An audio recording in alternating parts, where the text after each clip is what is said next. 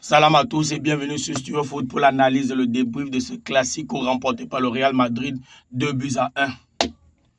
Avant de commencer déjà, je tiens à adresser mes félicitations aux Madrilènes qui ont fait le taf, qui ont fait le boulot.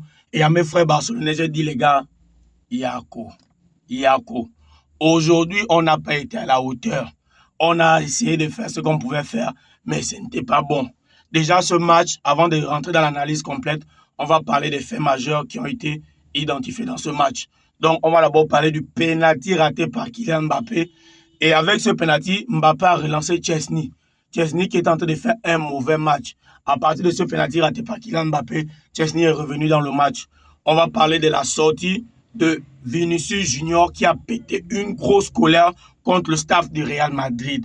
Mais c'est les choses qu'on dit. À un moment donné, je pense qu'en termes de management des hommes, Xabi Alonso n'a pas le niveau. Il ne sait pas manager les hommes. Moi, il y a quelqu'un qui m'a dit non, oui, il n'est pas aucune décision forte. Parce que dans ce match, même si Mbappé a été élu homme du match, c'est par rapport à ce qu'on connaît. Lui, dès qu'il marque, la Liga le met automatiquement homme du match. On connaît déjà ça. Mais s'il y a un Madrilène qui a pesé dans ce match, c'est Vinicius. Vinicius a fait le taf, il a fait le boulot. Il ne méritait pas sortir. Voilà pourquoi je vous dis que Xabi Alonso, pour le moment, il gagne. Mais je vous dis, ça va éclater en chemin. Il ne connaît rien au management des hommes. S'il ne règle pas ce problème du bapéisme intouchable là, ça n'ira nulle part. Et le dernier fait majeur, c'est l'échauffourée qu'il y a eu en fin de match. Il y a eu des bagarres de partout. Je ne sais pas ce qui s'est passé. Mais toujours est-il qu'il y avait toujours un Madrilène et un Barcelonais dans les discussions, dans les envies de bagarre. Maintenant, on va rentrer dans le match. Je pense que la défaite du Barça aujourd'hui incombe d'abord Hansi Flick. Parce que quand tu regardes, tu as une charnière centrale qui ne marche pas depuis des semaines et des mois. Pau Kubasi, Eric Garcia, ça ne marche pas. Pourquoi tu insistes? Les deux sont lents. Tu as Vinicius qui va vite, tu as Mbappé qui va vite. Tu ne peux pas aligner deux lenteurs.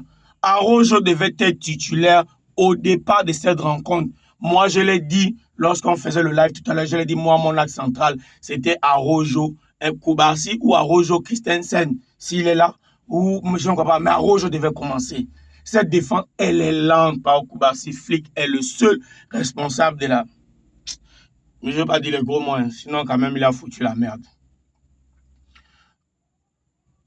Déjà, ces choix, personnellement, ne m'ont pas plu.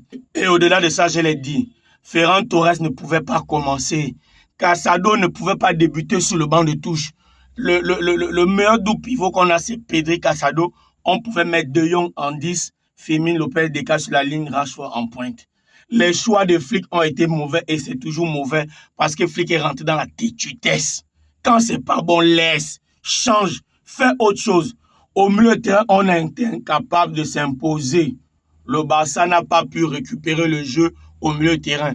C'est vrai que sur certaines phases pendant le match, le Barça avait une longue possession, mais c'est parce que le Real décidait de replier pour rester en défense. Le Barça, le milieu de terrain n'était pas bon. La possession n'a pas été correcte. C'est pas bon.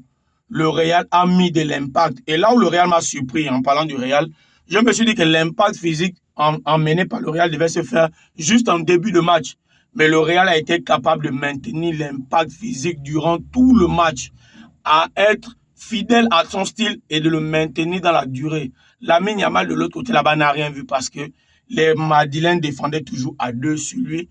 Carreras et un Tchouaméni ou un Jude Bellingham qui rentraient en soutien lorsque Lamine Yamal avait des problèmes.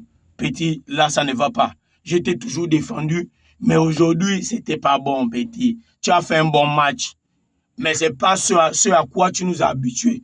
Tu nous as habitués à des prestations grandioses. Petit, réveille-toi. Réveille-toi. Au Real, là-bas, s'il y a un joueur personnellement qui a fait le taf, c'est Vinicius Junior. Je ne comprends pas sa sortie. Mais au-delà de cela, le Real a été très solide défensivement. Ça a été très, très solide. Félicitations au merengue. Je pense que le Real vient de reprendre l'avance de 2 classicos sur le Barça et met fin à la série des 4 victoires du FC Barcelone, qui avait l'intention de passer à une 5e victoire, mais ça n'a pas été. Real a été fort, Real a été costaud. La Liga continue, le Real a 4 points d'avance. Le Barça devra se redresser Flick devra modifier des choses, sinon ça ne peut pas aller. Dites-moi en commentaire comment vous avez trouvé ce match et on se voit d'ici là pour d'autres débriefs. Ciao.